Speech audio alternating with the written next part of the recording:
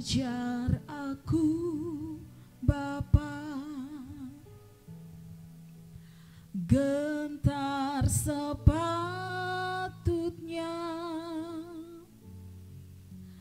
kepadamu, Bapa kami yang di surga.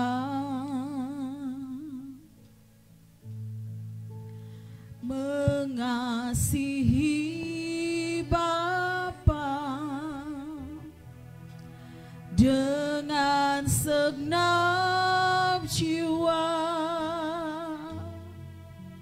segenap hatiku dan akal budiku. Lagi dari awal umat Tuhan, naikkan pujian ini kepada Tuhan. Ajar kami Bapa, amin. Ajar aku Bapa, gentar sepatutnya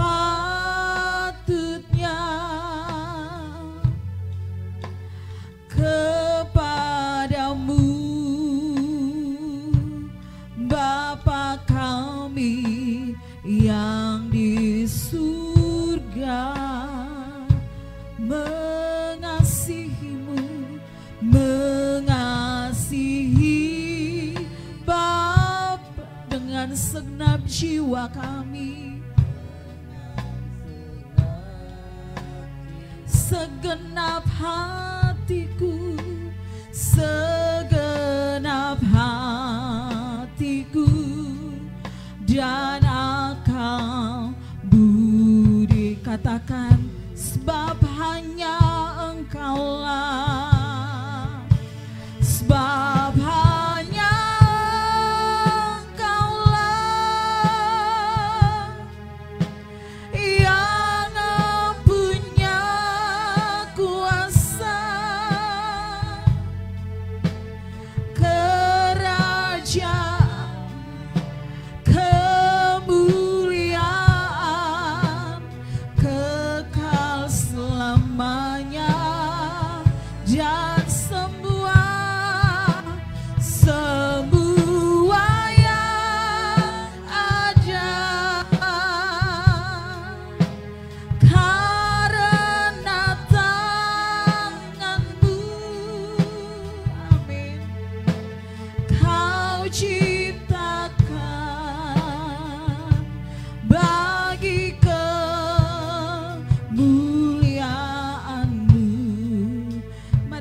Tuhan. Terus nyanyikan pujian ini kepada Tuhan. Haleluya. Ajar aku Bapa, gentar sepatutnya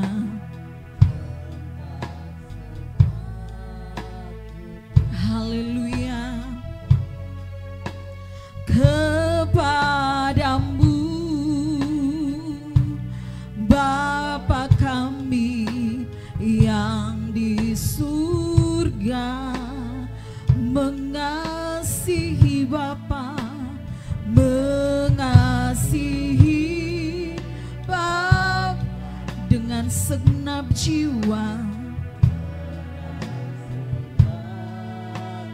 segenap hatiku, segenap hatiku dan akal.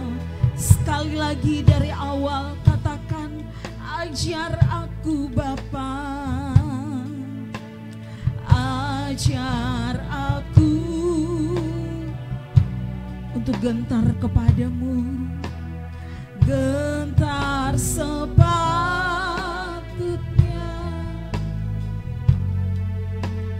kepadamu, Bapa kami yang di surga. Mengasihi Bapa, mengasihi Bapa dengan segenap jiwa, dengan segenap jiwa, segenap hati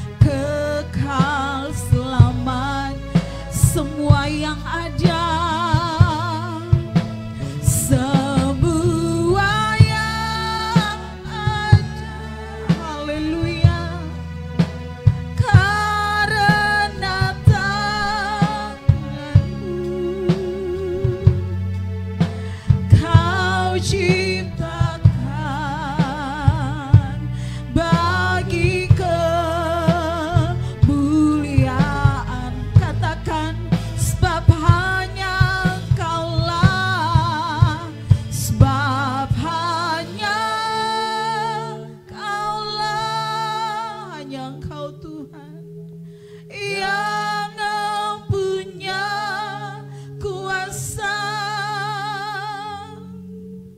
kerajaan,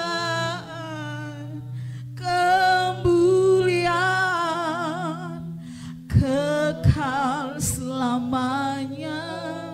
Semua yang ada, semua yang ada,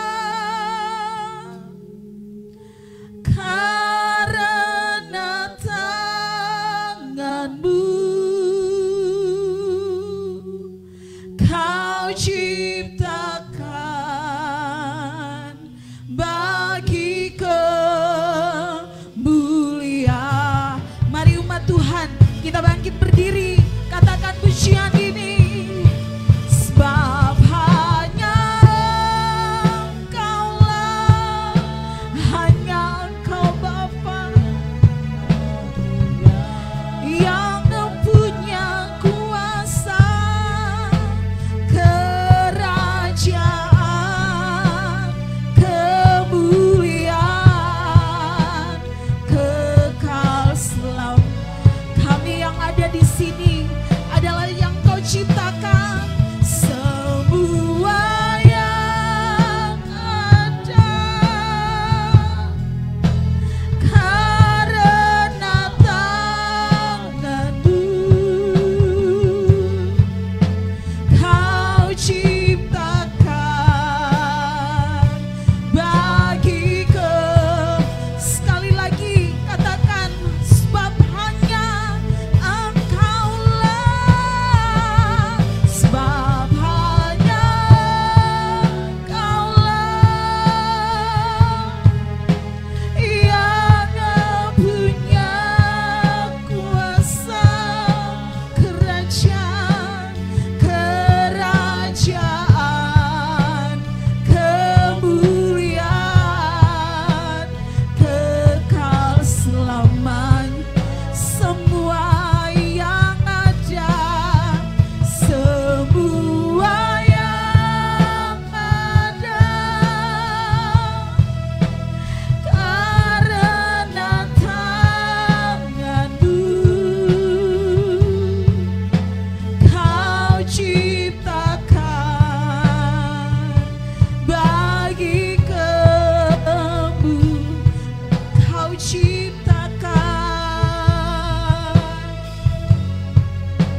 Kau ciptakan bagi kemuliaan. Sekali lagi katakan, Kau ciptakan, Kau ciptakan bagi kemuliaan-Mu. Mari umat Tuhan, naikkan pujian sembah-Mu kepada Tuhan. Hanya Engkaulah Tuhan, Engkau Tuhan kami, Engkau Bapa kami, Engkau pemilik hidup kami. Ajar kami Bapa, ajar kami Bapa,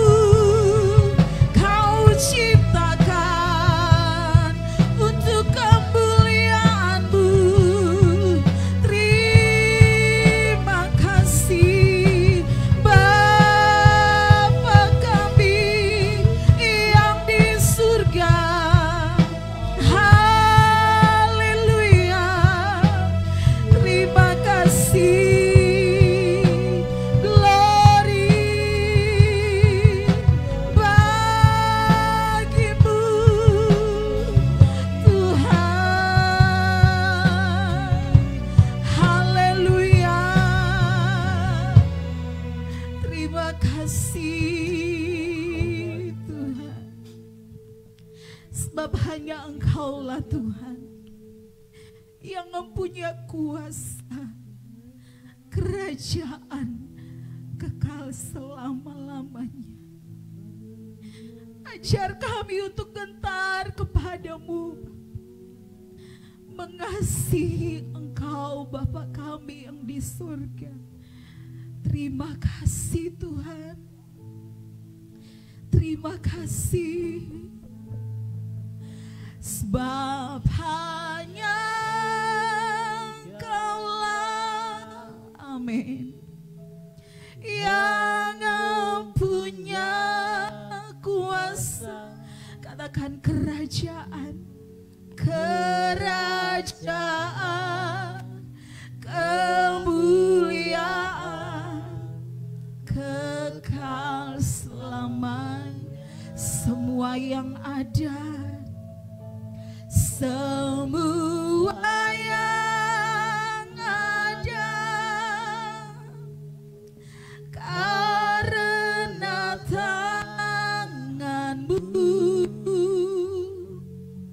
Kau ciptakan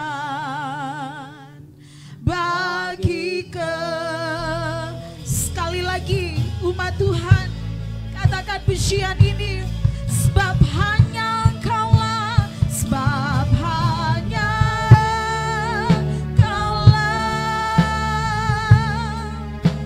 yang punya kuasa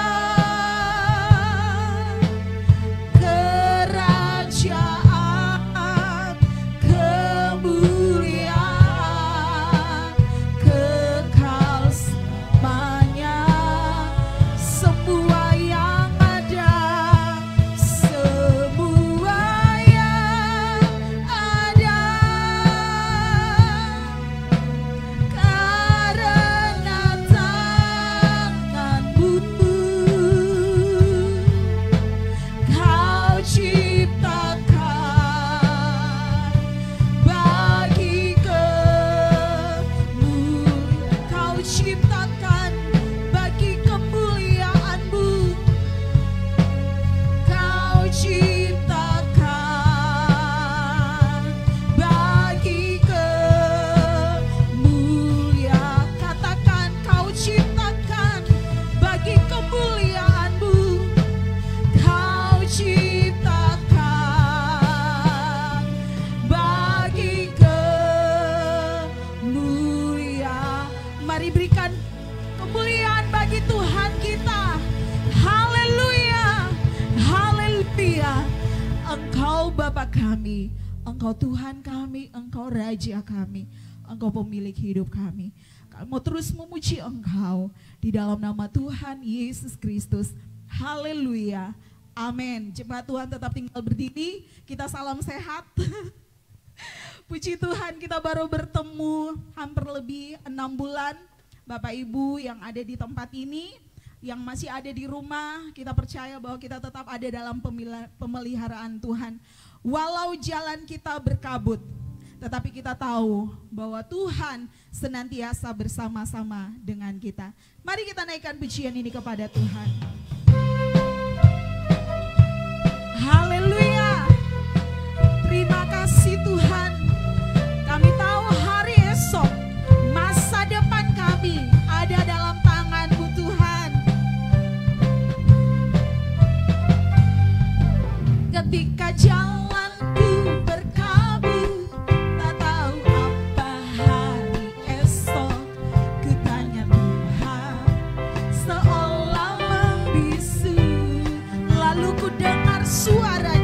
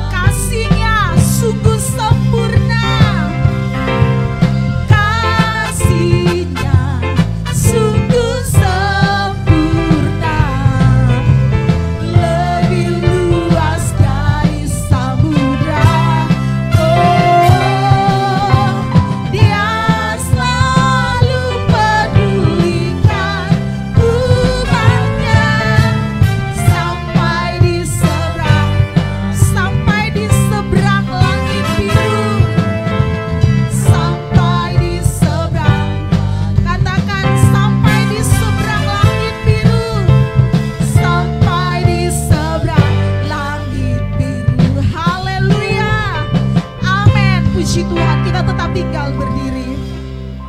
Jalan tak selalu rata.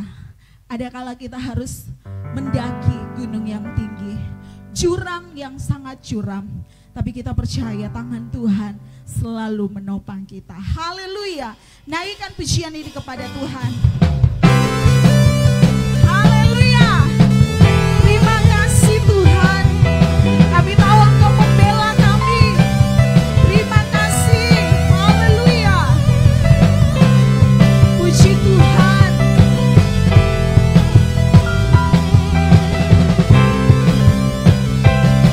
Amin. Jalan tak selalu rata, kadang harus mendaki gunung yang tinggi, lembah yang sangat curam. Semua itu harus ku jalani. Jalan tak selalu rata, jalan tak selalu rata. Amin. Kadang harus mendaki gunung yang tinggi, lembah yang sangat curam, lembah yang sangat curam.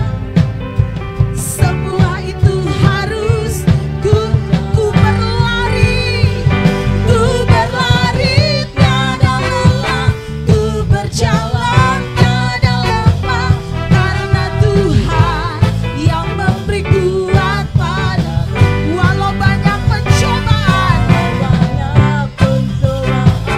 walau banyak kesukaran, ku sanggup menanggung sebab bersamamu.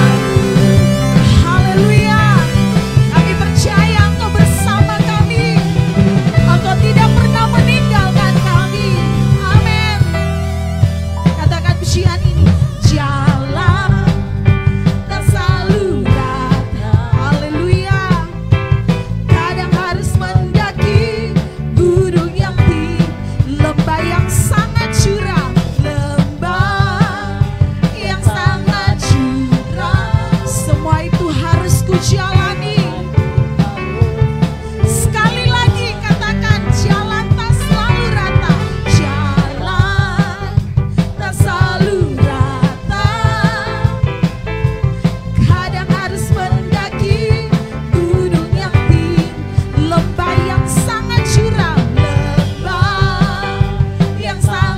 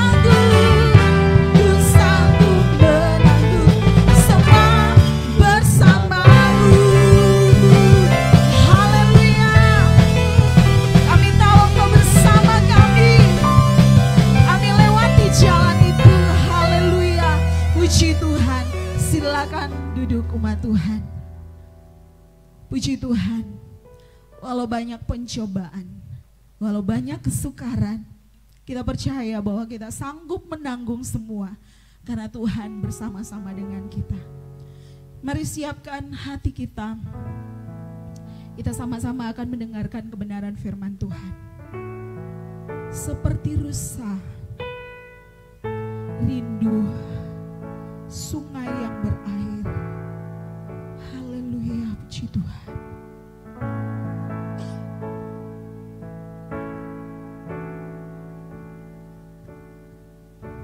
Seperti rusa merindukan sungai yang mengalir, demikianlah jiwaku merindukan Engkau, Tuhan Rajaku.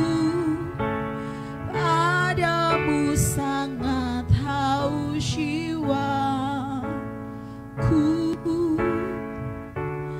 Bila ku boleh datang memandangmu Tuhan. Sekali lagi dari awal, sekalipun. Amin, haleluya. Seperti rusa merindukan sungai yang mengalir, demikianlah jiwaku merindukan Engkau, Tuhan Rajaku, Tuhan Rajaku. Padamu sangat haus jiwaku. Bila ku boleh datang memandangmu sekalipun. Amin. Sekalipun dagingku dan hatiku habis lenyap, gunung batuku dan bagianku tetaplah Allah selama. Sekalipun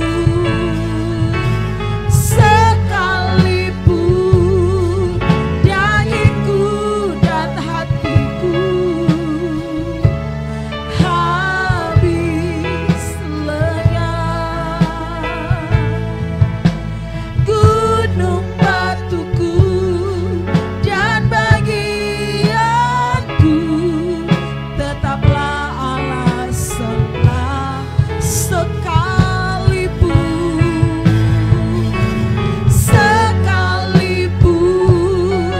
dagingku dan hati habis lenyap,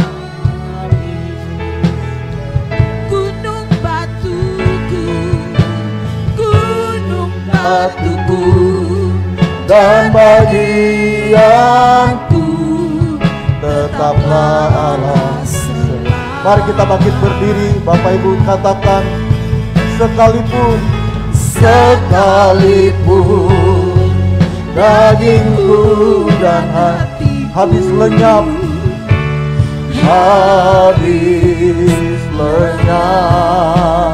gunung batuku dan bagianku tetaplah Allah selamanya. Mari jemaat Tuhan, katakan sekalipun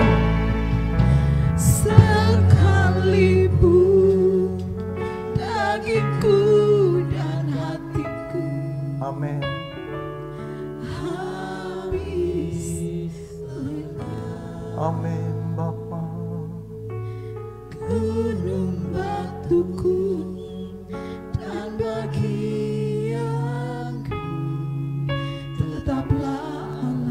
Sekali lagi jemaat, lebih sungguh katakan sekalipun.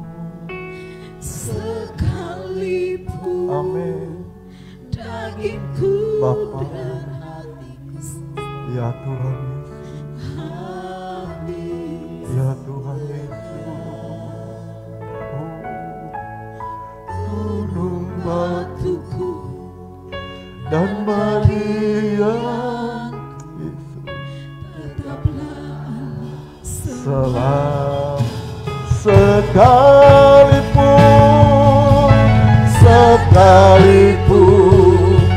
dagingku dan hatiku habis lenyap, gunung batuku dan bagian tetaplah Allah selamanya. Tetaplah Allah, tetaplah Allah, tetaplah Allah selamanya.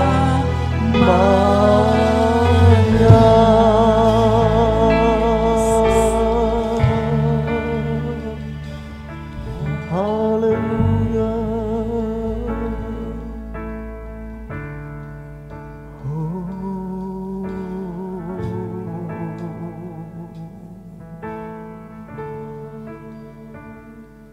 Kami datang padamu Bapa dengan segenap hati kami,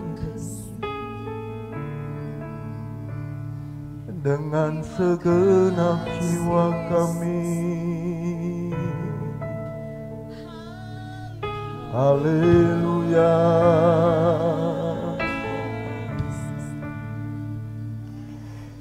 Haleluya.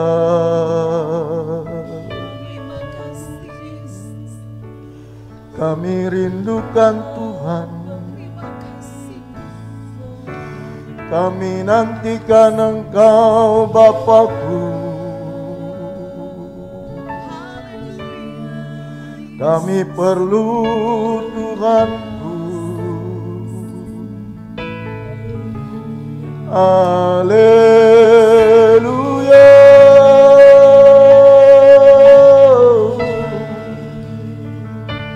Haleluya. Di sini kami menyembah Bapa di surga bersama para malaikat di surga. Kami angkat hati sembah-Mu Bapa. Kami angkat hati muliakan nama-Mu, Allah Abraham Maha Tinggi, Allah Ishak Maha Kudus, Elohim Yahweh, Bapa di surga.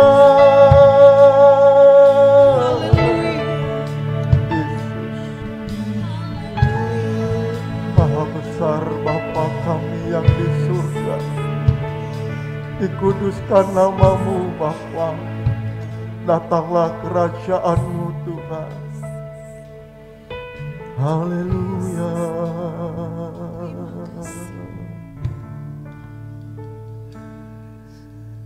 Sekalipun dagingku dan hatiku habis lenyap ya Tuhan,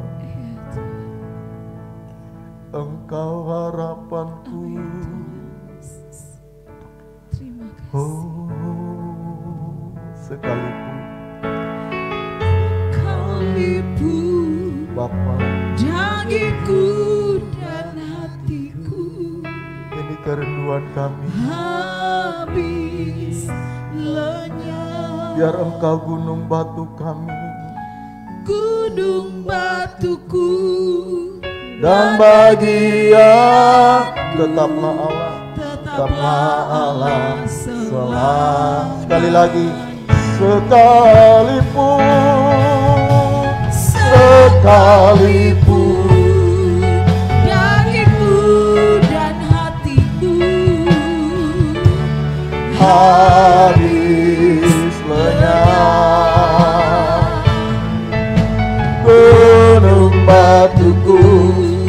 dan bahagia. Tetaplah Allah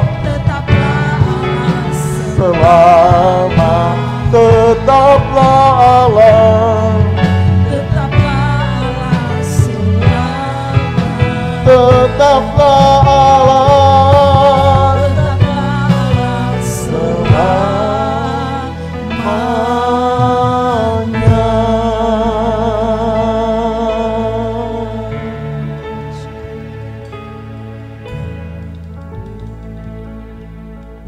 Bapa, walaupun kondisi saat ini belum kondisif, belum baik seperti yang lalu-lalu,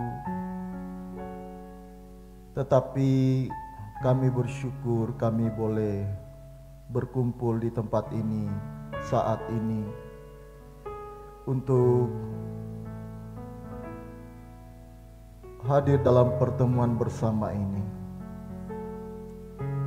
Kami melangkahkan kaki ke tempat ini, walaupun kami masih dibayang-bayangi dengan bahaya dari COVID-19 ini, namun hati kami merindukan Tuhan. Hati kami mengharapkan Tuhan. Kami rindu bersekutu bersama dan merasakan lawatan Tuhan. Karena itu Bapa, biarlah Engkau menjamah setiap kami umat-Mu di tempat ini dan juga yang ada di rumah mengikuti tayangan ini. Lawat kami oleh kuat kuasa Roh Kudus. Jamah kami Bapa. Pulihkan kami, pulihkan jiwa kami yang rusak.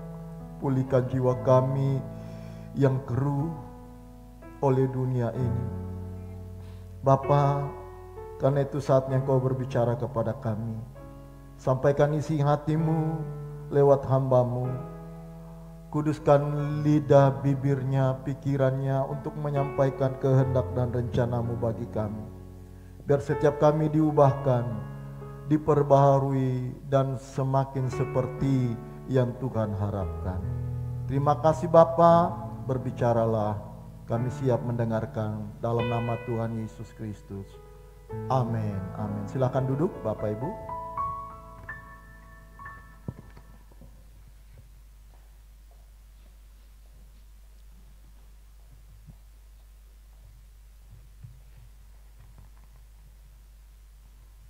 Puji Tuhan. Shalom Bapak Ibu. Sekali lagi shalom. Haleluya. Untuk pertama kalinya kita bisa berkumpul di tempat ini dari sekian lama, karena kita belum bisa menyelenggarakan ibadah pertemuan bersama seperti pada hari ini. Namun bersyukur Tuhan memberi kita kesempatan dan anugerah untuk bisa hadir pada pagi hari ini.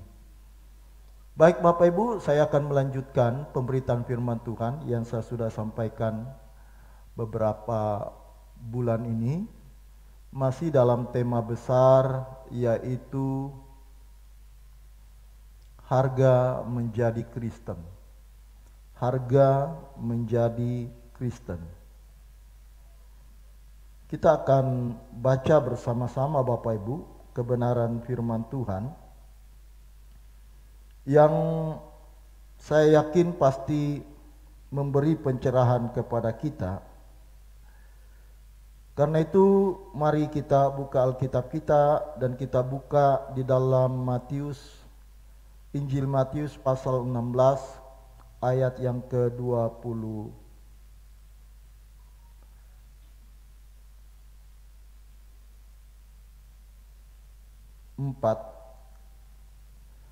Ayat 24 saja.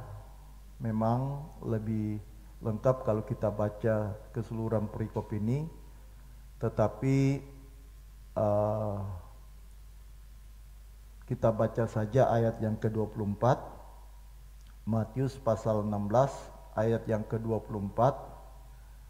Lalu Yesus berkata kepada murid-muridnya, Setiap orang yang mau mengikut aku, ia harus menyangkal dirinya, memikul salibnya, dan mengikut aku.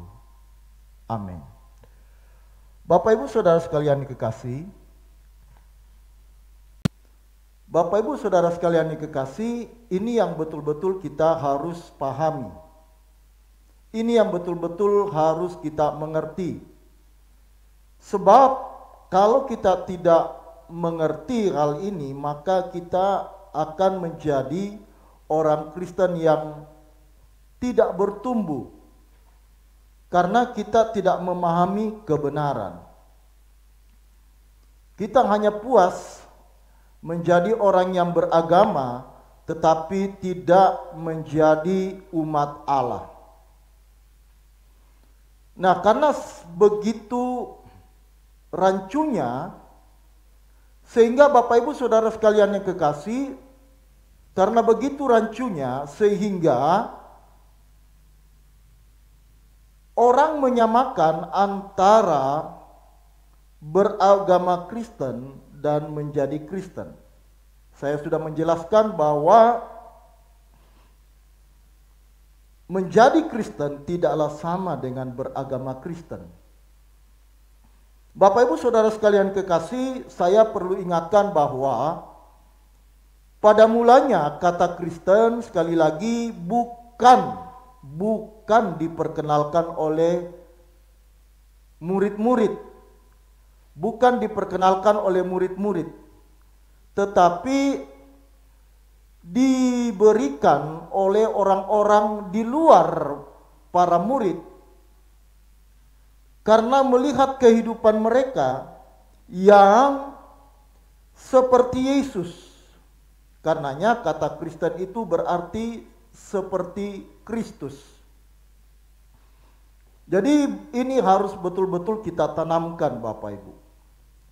Dan sebenarnya terbukti orang-orang yang hanya berstatus beragama Kristen,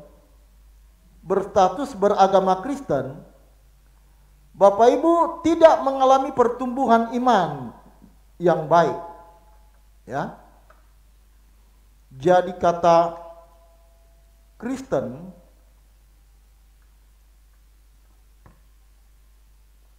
tidak sama dengan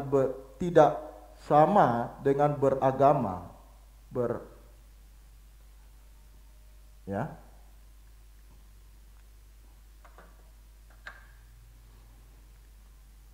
Kekristenan bukan sekedar agama, tetapi jalan hidup. Karenanya orang yang menjadi Kristen itu harus menjadi murid.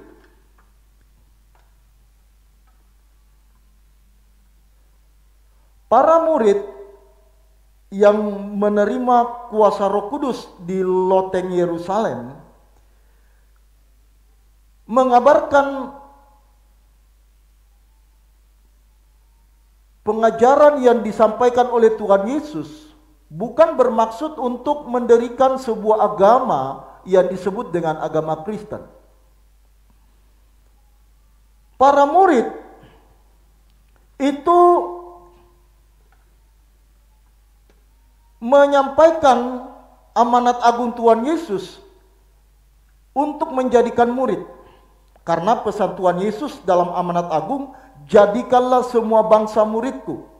Karenanya Bapak Ibu, di sepanjang surat para rasul, kitab para rasul, semua orang yang percaya itu disebut murid. Disebut murid. Tidak disebut dengan beragama Kristen. Tidak dilabeli dengan beragama Kristen seperti yang kita sandang hari ini. Tetapi murid. Karenanya orang Kristen itu harus menjadi murid. Kristen yang benar itu harus menjadi murid. Nah, untuk menjadi murid ada syarat, ada harga yang harus dibayar. Karenanya tema kita adalah harga menjadi Kristen. Jadi Bapak Ibu Saudara sekalian kasih, ini yang harus betul-betul kita pahami. Inilah yang membuat kekristenan sebenarnya menjadi sukar. Kalau sekedar beragama, Bapak Ibu, kalau sekedar beragama tidak sulit. Tidak sulit. Karena kita hanya mengikuti ritual-ritual ibadah, seremonial ibadah. Tentu tidaklah sulit. Ya, seperti yang kita lakukan hari ini, datang ke gereja, ya, datang ke gereja, mengikuti liturgi, walaupun dalam kondisi yang belum kondusif betul, ya. Itulah mengapa mungkin sebagian besar dari jemaat Tuhan belum bisa hadir atau tidak mau hadir. Tetapi itu belumlah sesuatu yang sulit. Belumlah sesuatu yang sulit. Apalagi kalau kita orang Kristen, kita kan paling berapa kali dalam seminggu, sekali seminggu paling kan, hari Minggu, atau mungkin ada hari yang lain di tengah minggu, ya. Tidak sulit. Kalau dibanding dengan agama tertentu yang harus mengikuti ritual agama setiap hari dan dalam sehari itu beberapa kali, ya. Mungkin itu lebih sulit kalau sebuah keberagamaan. Tetapi sekali lagi, kekristenan bukanlah sekedar agama. Bukan sekedar agama. Karena itu untuk hidup beragama tidaklah sulit. Namun untuk menjadi kehidupan Kristen atau menjalani kehidupan Kristen, sesuatu yang bukan hanya sulit, bukan hanya juga sekedar sangat sulit. Menjalani kehidupan Kristen itu mustahil. Mustahil. Mustahil. Tetapi kalau kita bersama dengan Tuhan, tidak ada yang mustahil. Jadi Bapak Ibu Saudara sekalian kasih, orang yang menyebut dirinya Kristen itu harus menjadi murid. Dan seorang murid harus membayar harga pengiringannya sebagai seorang murid. Nah, salah satu yang harus dipenuhi sebagai seorang murid tertuang dari apa yang kita baca tadi. Minggu lalu saya sudah menyampaikan salah satu syaratnya menjadi murid adalah rela kehilangan kesenangan. Rela kehilangan kesenangan dunia ini. Tuhan Yesus berkata, burung punya sarang,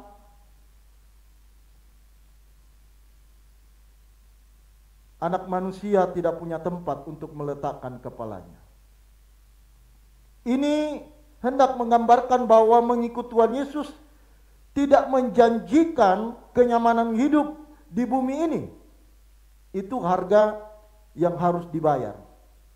Kemudian menjadi Kristen atau menjadi murid, harga selanjutnya yang harus dibayar adalah menyangkal diri dan memikul salib.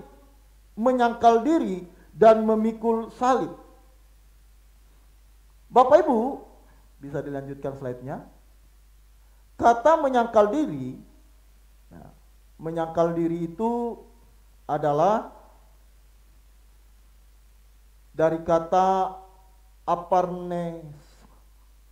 aparnerhasto hewaton. Ini menunjukkan sebuah perintah, karena ini bentuk imperatif atau perintah, berarti sesuatu yang harus dilakukan. Nah, kata aparnesasto itu dari kata aparneomai. Aparneomai itu bisa diterjemahkan menyangkal atau tidak menerima atau menolak. Jadi secara sederhana dapat dikatakan menyangkal diri itu sebagai penolakan atas sesuatu, dalam hal ini keinginan, penolakan terhadap apa yang tidak sesuai dengan kehendak Allah. Nah, penyangkalan atau penolakan ini bukan hanya dilakukan sekali, tetapi terus-menerus. Jadi, menyangkal diri artinya menolak keinginan yang tidak sesuai dengan kehendak Allah, bukan dilakukan hanya sekali, tetapi terus-menerus. Terus-menerus dalam setiap hari kehidupan kita. Nah, sebelum lanjut Bapak Ibu, biasanya memang hal menyangkal diri dengan memikul salib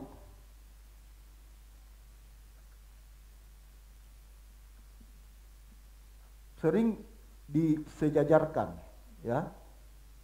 Tetapi pada kesempatan ini saya mau hanya fokus pada menyangkal diri, ya.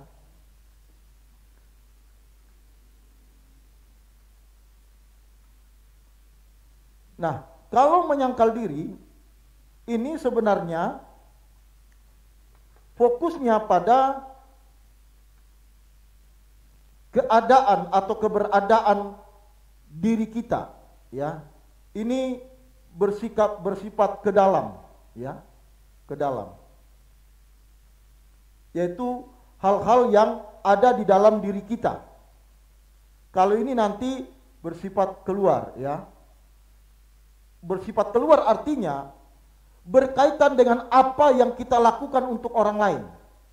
Tapi kalau menyangkal diri ini, apa yang harus kita lakukan untuk diri kita, apa yang harus kita buat berkenaan dengan perintah ini.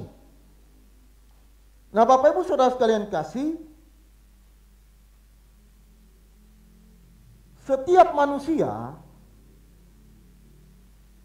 manusia itu memiliki keinginan.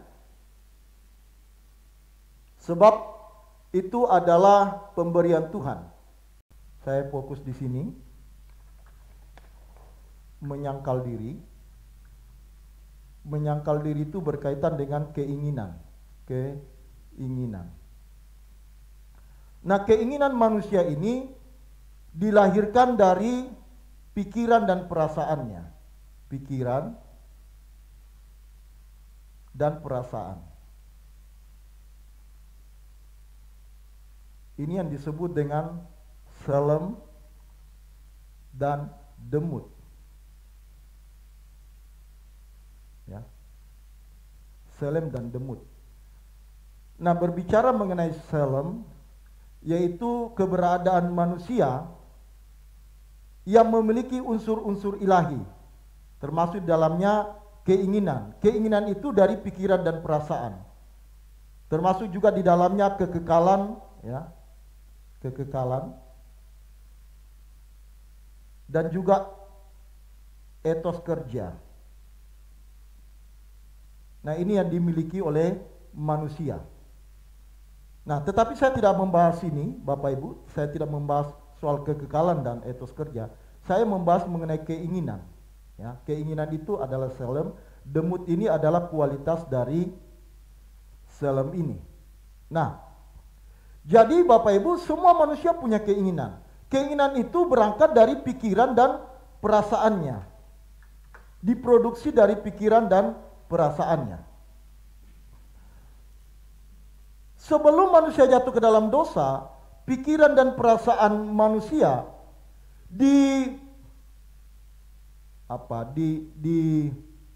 dimotori atau digerakkan oleh Roh Allah. Roh Allah. Roh yang menguasai keinginan manusia, sehingga manusia disebut dengan memiliki kemuliaan Allah.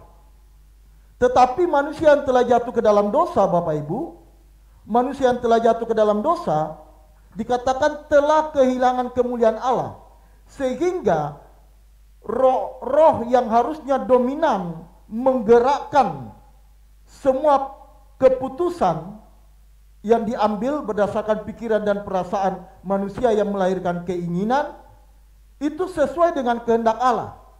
Tetapi karena manusia telah kehilangan kemuliaan Allah, maka keinginannya jadi kacau, jadi rusak. Keinginannya jadi kacau dan rusak. Itulah mengapa Bapak Ibu di dalam Kejadian pasal 6 ayat yang ke-5 dan ayat yang ke-6 sampai ayat yang ke-6, ketika dilihat Tuhan bahwa kejahatan manusia besar di bumi dan bahwa segala kecenderungan hatinya selalu membuahkan kejahatan semata-mata, maka menyesallah Tuhan bahwa Ia telah menjadikan manusia di bumi dan hal itu memilukan hatinya. Nah, manusia yang jatuh ke dalam dosa, akhirnya keinginannya selalu tidak sesuai dengan kehendak Allah. Ya, tidak sesuai dengan kehendak Allah.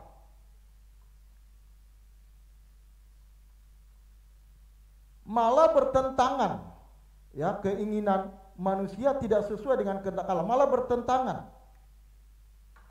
Nah,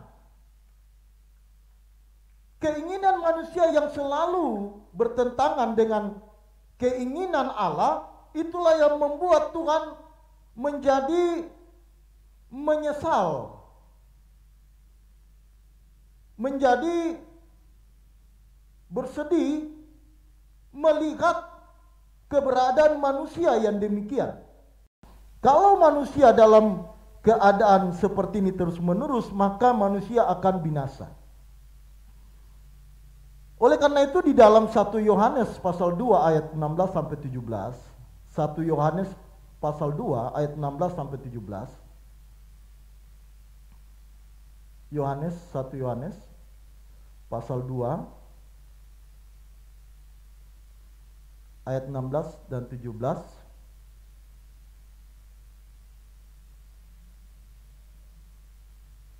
Sebab semua yang ada di dalam dunia, yaitu keinginan daging dan keinginan mata serta keangkuhan hidup, bukanlah berasal dari Bapa, melainkan dari dunia. Nah, ingat bahwa ya, manusia itu sangat dipengaruhi dari apa yang dilihat dan didengar. Dilihat dan didengar.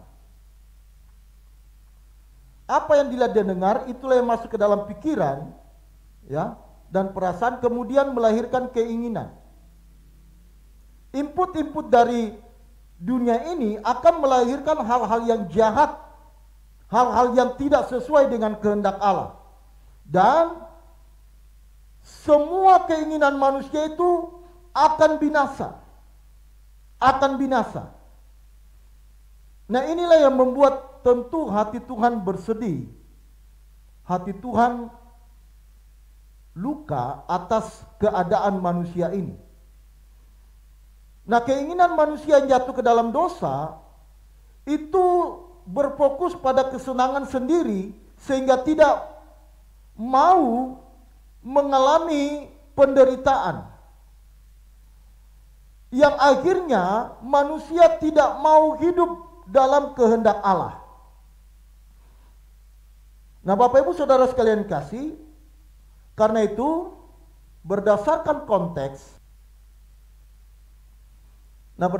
konteksnya Bapak Ibu, apa yang dikatakan menyangkal diri ini menunjukkan apa yang ditunjukkan oleh Tuhan Yesus di dalam ayat yang kita baca tadi.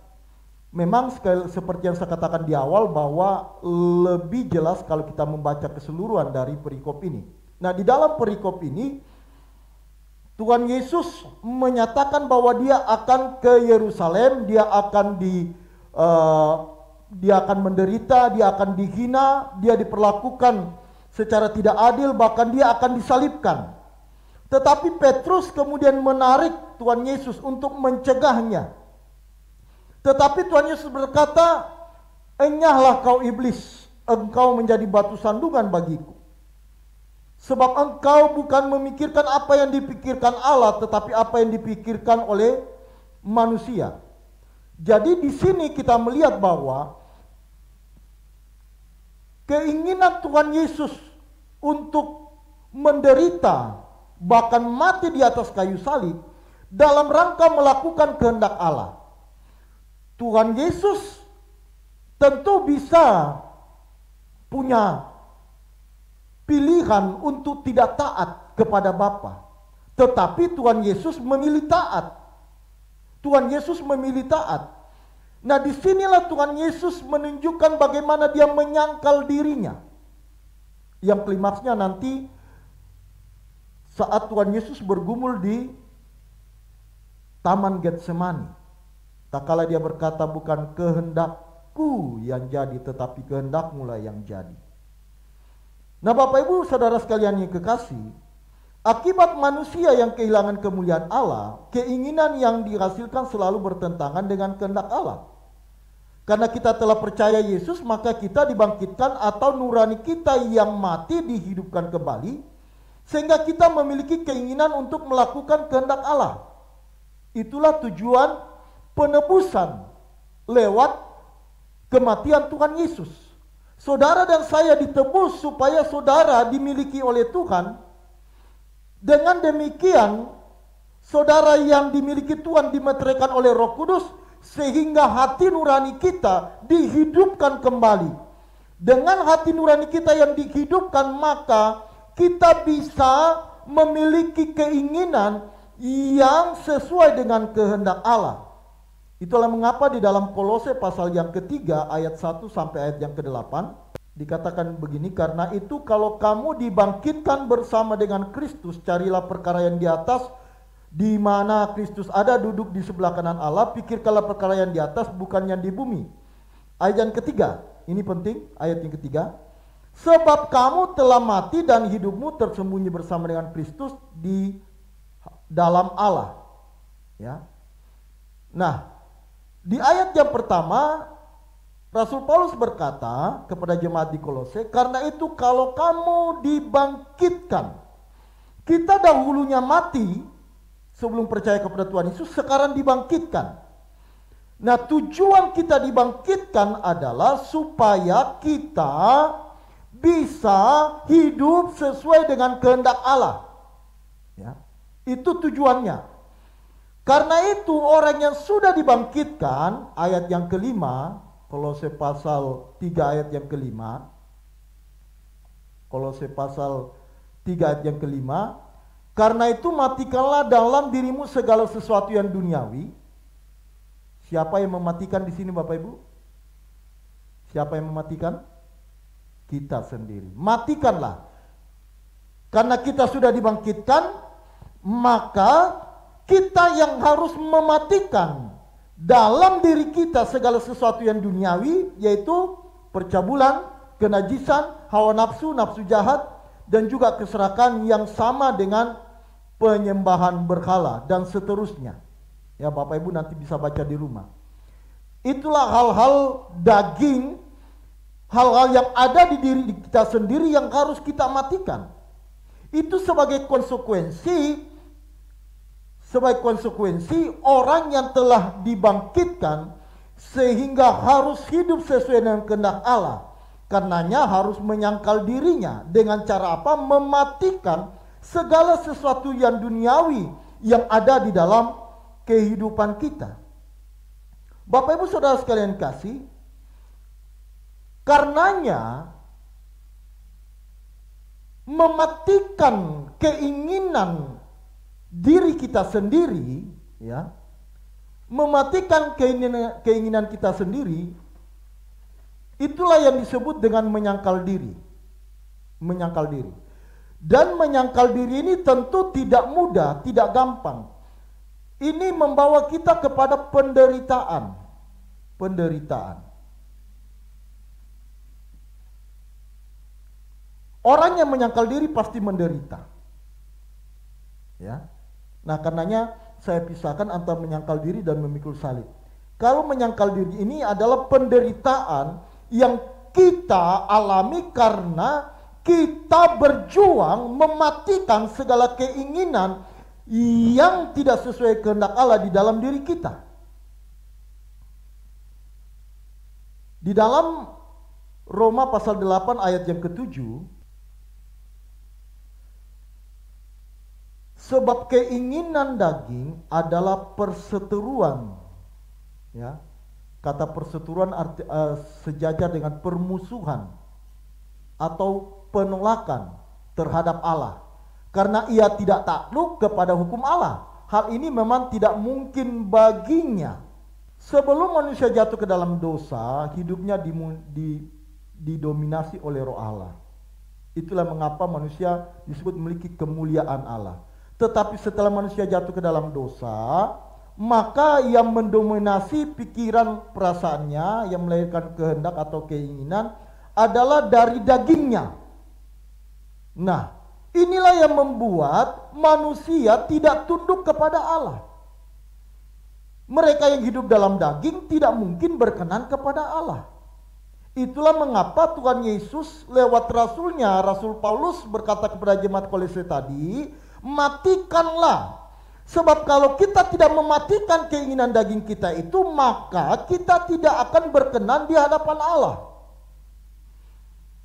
Ayat 9, tetapi kamu tidak hidup dalam daging, melainkan dalam roh, jika memang roh Allah diam di dalam kamu. Itulah mengapa setiap orang yang percaya dimeteraikan oleh Roh Kudus, supaya Roh Kudus yang diberikan Allah itu menjadi parakletos, menjadi penolong yang diam di dalam kita untuk memberi kita kekuatan, untuk memberi kita tuntunan, untuk memberi kita motivasi untuk mematikan keinginan daging kita ini. Itulah yang disebut dengan menyangkal diri. Nah, Bapak Ibu Saudara sekalian kasih, karenanya di dalam, coba kita lihat di dalam Galatia pasal 5 ayat 17 sampai 21. Galatia pasal yang kelima ayat yang ke-17 sampai ayat yang ke-21 dikatakan, sebab keinginan, Galatia pasal 5 ayat 17, sebab keinginan daging, apa Bapak Ibu? Berlawanan dengan, dan keinginan roh berlawanan dengan keinginan daging. Nah, pertanyaannya, apakah saudara dan saya sudah hidup menurut kehendak roh atau masih hidup dalam kehendak daging? Kalau kita masih hidup dalam kehendak daging, maka kita tidak akan berkenan kepada Allah. Kita tidak akan berkenan kepada Allah. Sebab keinginan daging berlawanan keinginan roh, dan keinginan roh berlawanan dengan keinginan daging, karena keduanya bertentangan sehingga kamu setiap kali tidak melakukan apa yang kamu kehendaki. Ya. Ayat yang ke-19, perbuatan daging telah nyata, yaitu percabulan, kecemaran, hawa nafsu, penyembahan berhala, sihir, perseteruan, perselisihan, iri hati, amarah, kepentingan diri sendiri, percederaan, roh pemecah, kedengkian, kemabukan, pesta pora, dan sebagainya. Nah, ini keinginan-keinginan daging yang masih bercokol di dalam diri kita yang harus kita matikan. Kalau kita tidak mematikan ini, maka kita tidak akan berkenan kepada Allah. Bahkan Bapak Ibu, ya, kalau Bapak Ibu membaca selanjutnya, maka kita menemukan orang-orang yang tidak berkenan di hadapan Allah karena tidak mematikan keinginan dagingnya, tidak mungkin bisa diperkenan Allah masuk ke dalam kerajaannya. Sebab hanya orang yang telah mematikan keinginan dagingnya seperti yang di atas, yang menjadi milik Kristus. Coba kita baca ayat 24 dari Galatia 5 tadi, ayat yang ke-24. Kita baca bersama 2, 3.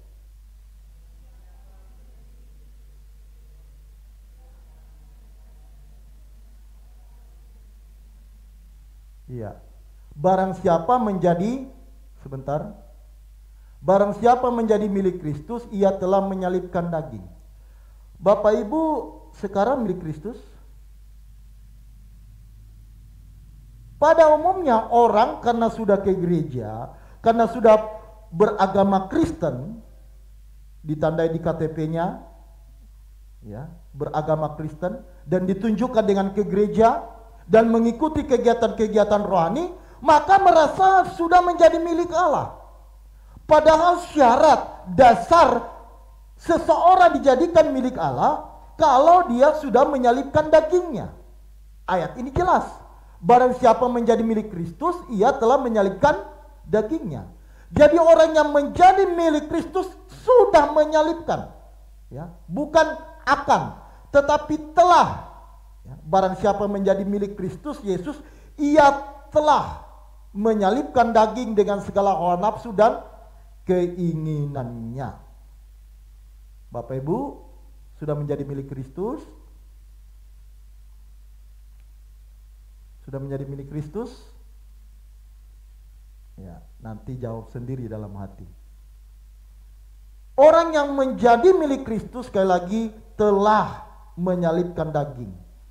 Apa itu perbuatan daging? Yang kita sudah baca tadi, percabulan, kecemaran, hawa nafsu, penyembahan berhala, sihir, persetujuan, dan seterusnya.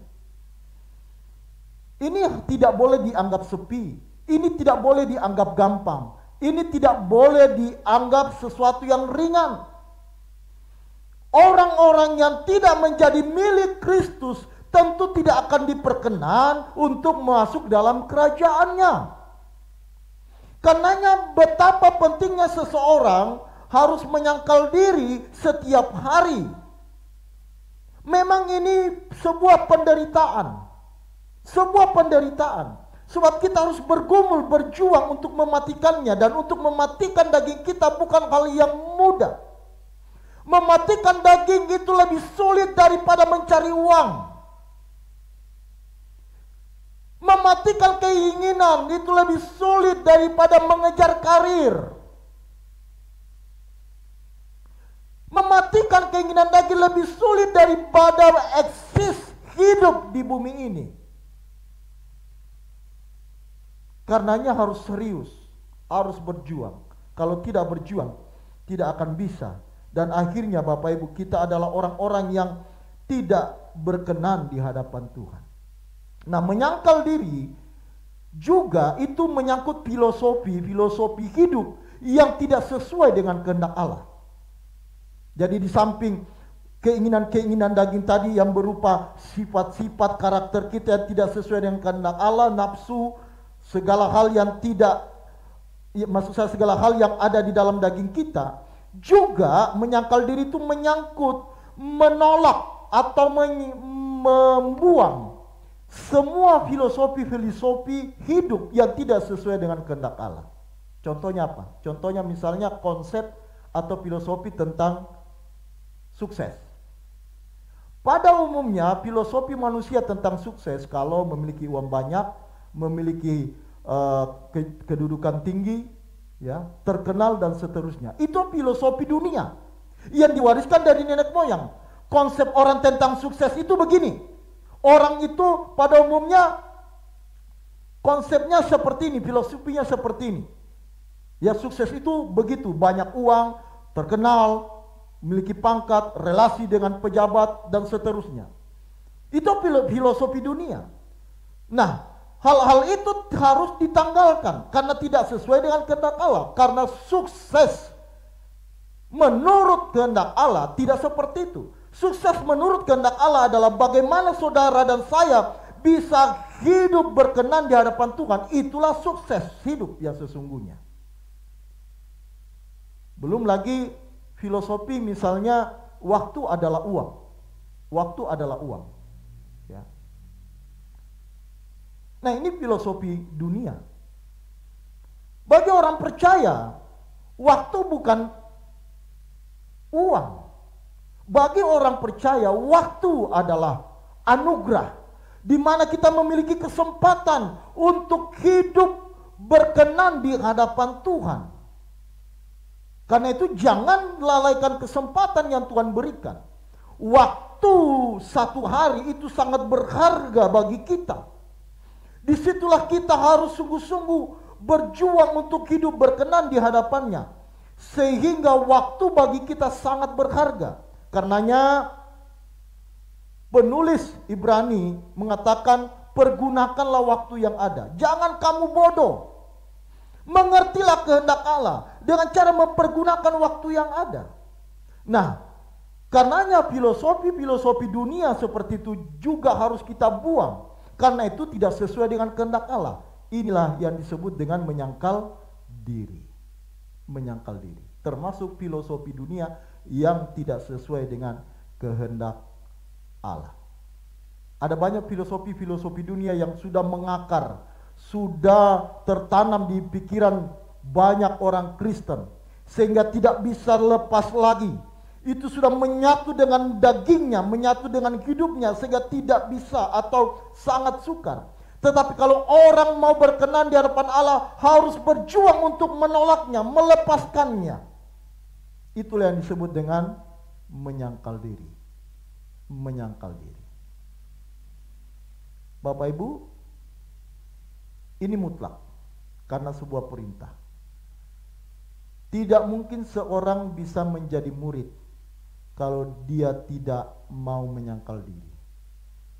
Dan orang yang tidak mau menyangkal diri sebenarnya bukanlah orang Kristen. Belumlah menjadi orang Kristen. Sebab Kristen itu adalah menjadi murid. Syarat untuk menjadi murid harus menyangkal diri. Bapak Ibu mau jadi orang Kristen? Amin. Tetap mau jadi Kristen? Mau menjadi murid? Amin. Nyangkal diri. Sukar, sulit, memang. Saya sudah katakan sejak awal. Kalau cuma sekedar beragama Kristen, tidak sulit. Tapi kalau mau menjadi murid Yesus, menjadi pengikut Kristus, mustahil. Tapi bagi Allah tidak ada yang mustahil. Kalau kita mau, Tuhan sudah menyiapkan fasilitasnya, yaitu firman, Injil, Roh Kudusnya, dan tuntunannya, penggarapannya lewat setiap persoalan yang ada setiap hari. Itulah yang Tuhan siapkan bagi kita. Sehingga kalau kita mau, pasti bisa. Kalau kita mau, pasti bisa. Kita katakan bersama-sama, pasti bisa. Menyangkal diri pasti bisa. Menyangkal diri pasti bisa. Katakan kepada diri kita masing-masing, menyangkal diri pasti bisa. Menyangkal diri pasti bisa. Ya. Saya berharap Bapak Ibu melatih ini, menyampaikannya supaya betul-betul terekam di dalam memori hati kita, dan itu meneguhkan kita. Menyangkal diri bisa. Menyangkal diri harus. Sebab kalau tidak, kita tidak berkenan di hadapan Allah, dan kita tidak menjadi milik Allah. Jadi menjadi milik Allah itu bukan jadi singer, jadi pemain musik, jadi pengkhotbah seperti saya. Enggak. Ini belum tentu menjadikan kita milik Allah. Ini bukan jaminan kita menjadi milik Allah. Bahkan ada orang yang merasa kalau sudah dibaptis sudah menjadi milik Allah. Itu baru tanda awal. Tetapi untuk menunjukkan apa kita betul milik Allah, kita harus mematikan segala keinginan kita yang tidak sesuai dengan kehendak Allah. Itulah mengapa baptisan lambang kematian.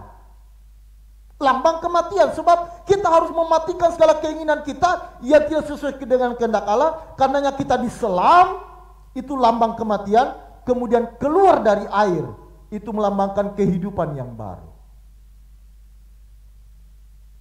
Kita lanjutkan minggu depan. Amin.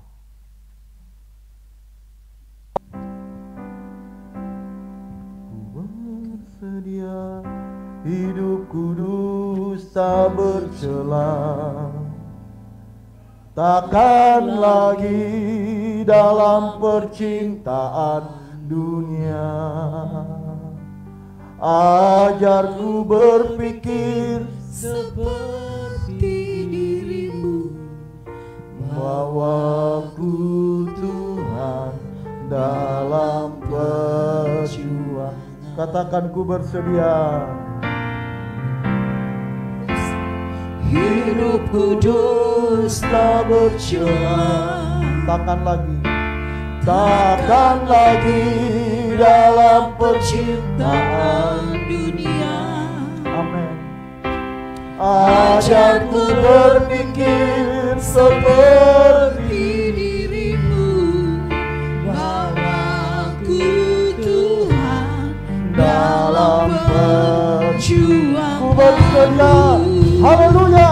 Dengan sungguh katakan, Bersedia hidup kudus tak berjuang. takkan lagi dalam percintaan dunia. Haleluya. Ajarku berpikir seperti dirimu, Bawaku Tuhan bawaku Tuhan dalam perjuanganmu. dalam perjuangan. Jadi sungguh katakan ku bersedia. Ku bersedia hidup kudus tak berjuang. Takkan lagi dalam percintaan dunia.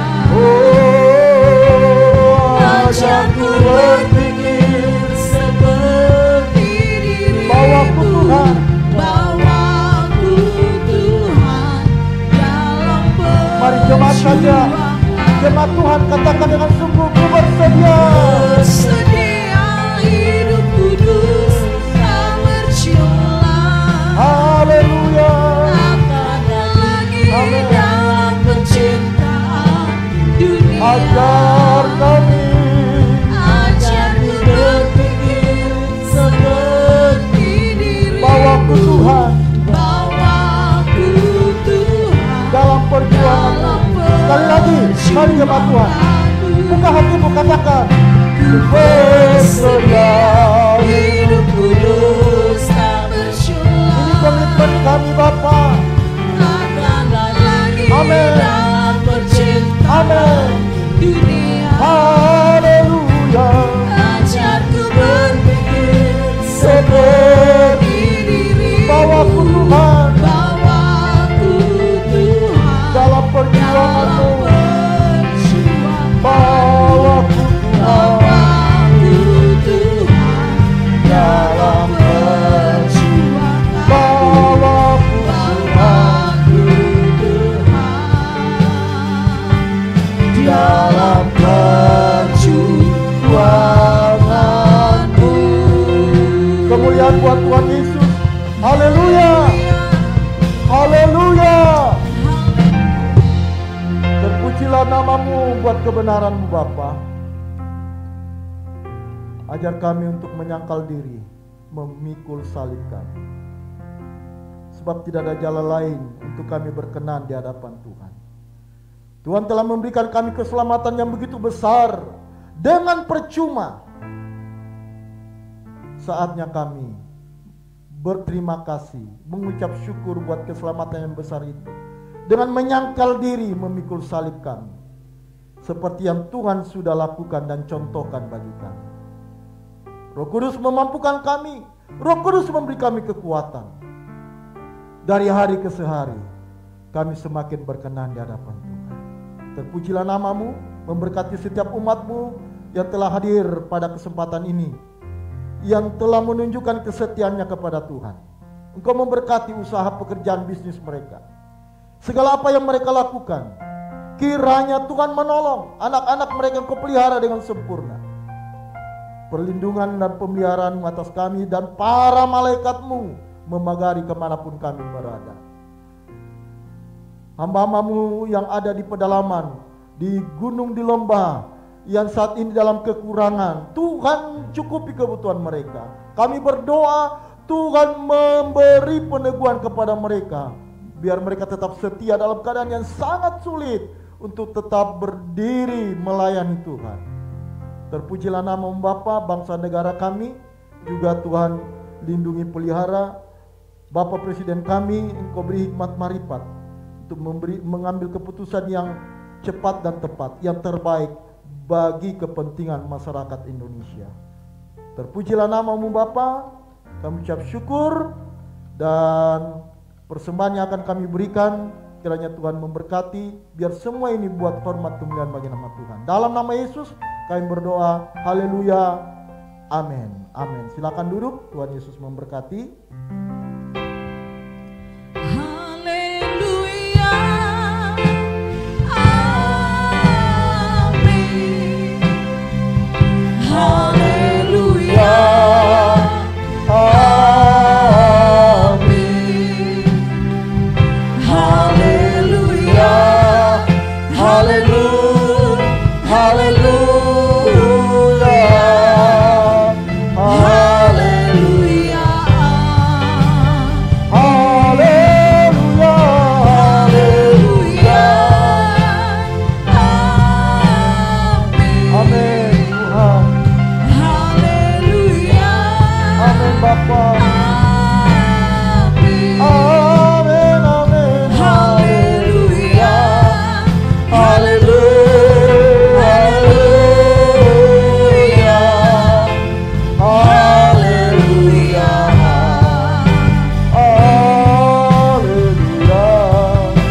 haleluya, haleluya,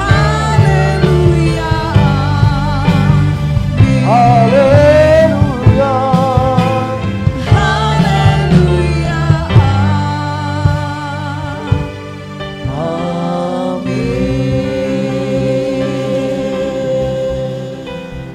Jemaat Tuhan yang kekasih, Allah memperhitungkan kesetiaanmu. Karena itu pulanglah dengan penuh sukacita. Bawalah segala berkat, rahmat, anugerah dari Elohim Yahweh Bapa di surga.